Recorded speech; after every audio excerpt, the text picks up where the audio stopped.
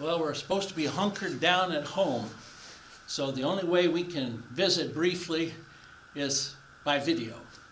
I do encourage you, I'm Reverend Lance, First Congregational Church, to spend some time in meditation or prayer, perhaps even with music. What I want to offer today is an old hymn, a Celtic hymn, called Be Thou My Vision. For those of you who were in church the last time we actually had face-to-face worship, it was close to St. Patrick's Day, and so I passed out to everyone a Celtic cross. We talked about St. Patrick, and on the back of this cross is part of his breastplate prayer. If you have yours at home, you might want to look at that on a daily basis and pray that prayer so you feel centered and secure. Here's what the words are on the back side, and this is my prayer for your sense of presence.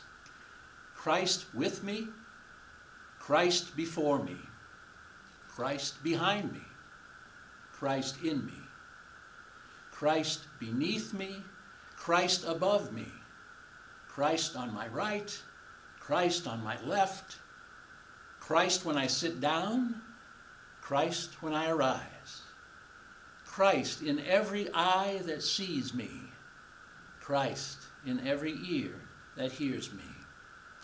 St. Patrick was the Bishop of Armagh back in the year 460 or so, long time ago. But that prayer kept him company and inspired his followers and can also serve us in this time of coronavirus shutdown. I'd like to invite a few words about vision. From the 101 More Hymn Stories, it tells about this particular hymn, but it also offers these words. Jonathan Swift, in his thoughts on various subjects, says, "Vision is the art of seeing things invisible." And Peter Marshall, in his book, Mr. Jones Meet the Master, Peter Marshall, who was the chaplain of the United States Senate for a number of years, he says, "Give us clear vision that we may know where to stand and what to stand for, because unless we stand for something, we shall fall for anything." The 8th century anonymous Irish hymn, this text expresses in the quaint Celtic style the ageless need of people to have a heavenly vision and to experience God's care and personal presence through this earthly pilgrimage. The author's high regard for God is evident in the various titles that are ascribed. Be thou my vision, Lord, my best thought, wisdom, word, great Father, high King of heaven, my inheritance, my treasure, the Son, the ruler, the heart. Another interesting verse often is omitted in our hymnals, but it's included in this version. And it says, "Be thou my breastplate, my sword for the fight. Be thou my armor, and be thou my might.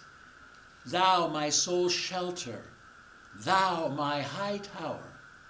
Raise thou me heavenward, O power of my power."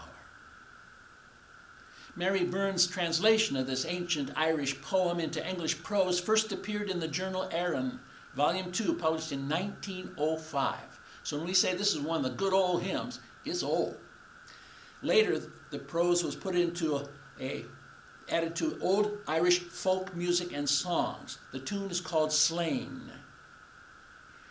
Its first association with this hymn text was in the Irish church hymnal in 1919. 101 years ago. The tune is named for a hill that's 10 miles from Tara in County Meath, where St. Patrick is said to have challenged King Lorgair in the Druid priest by lighting the Paschal fire on Easter Eve, which was forbidden because they had said no one could light a fire until the king did. Well, he lit it anyway. Although the melody has been harmonized a number of times, it's generally recommended that this tune is most effective when it's sung in unison. I will sing it along with our wonderful Celtic background with visuals. The words will be on the screen, so at home, feel free to sing along. Mary Elizabeth Byrne was born in Dublin, Ireland in 1880. She received her education at the University of Dublin and became a research worker and writer for the Board of Intermediate Education in her hometown. Another anonymous writer has penned these significant thoughts about the importance of having vision for one's life. A vision without a task is but a dream. A task without a vision is drudgery. A vision with a task is the hope of the world. Truly, our visionary attitude throughout life is often the difference between success and mediocrity. One is reminded of the classic story of two shoe salesmen who were sent to a primitive island to determine the business potential. The first salesman wired back, "I'm coming home immediately. No one here wears shoes."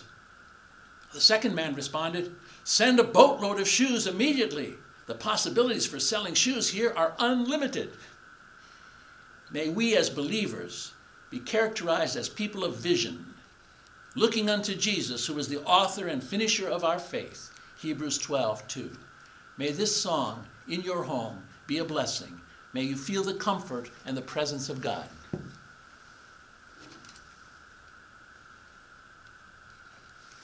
Be thou my vision.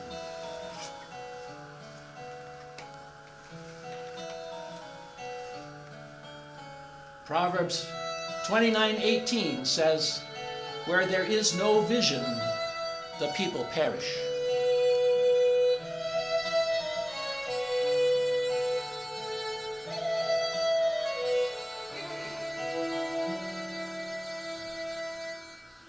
Be thou my vision, O Lord of my heart.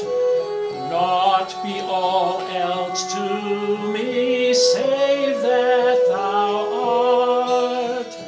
Thou my best thought by day or by night. Waking or sleeping, thy presence my light.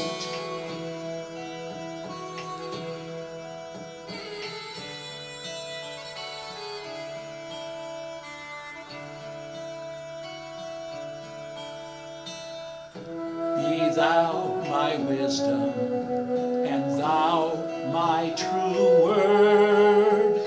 I ever with thee, and thou with me, Lord. Thou my great Father, I thy true Son. Thou in me dwelling, and I with thee one.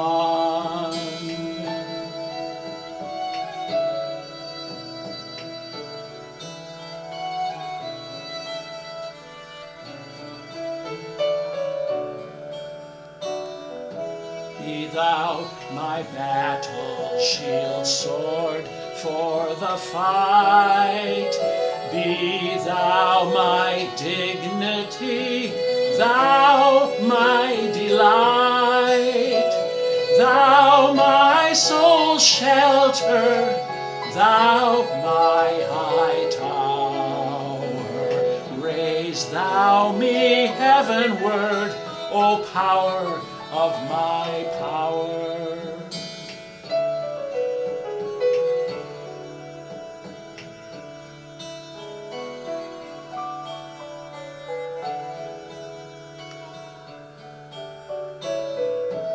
Riches I heed not, nor man's empty praise. Thou mine inheritance now and always. Thou and thou only first in my heart. High King of heaven, my treasure thou art.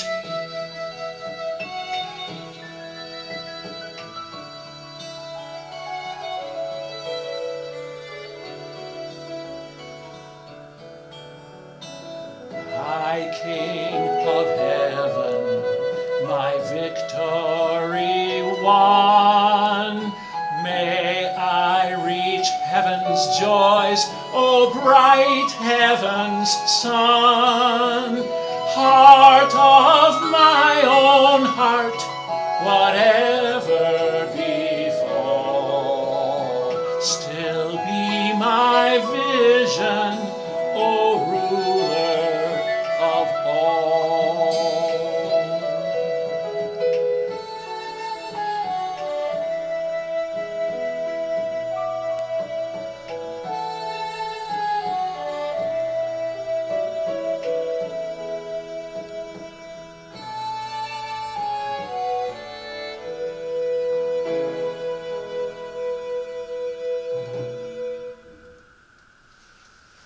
I hope you enjoyed this brief meditation interlude in your day. Stay home, stay safe. This greeting is brought to you from the First Congregational United Church of Christ in Alpena, Michigan. Your home away from home. Be well. God bless you.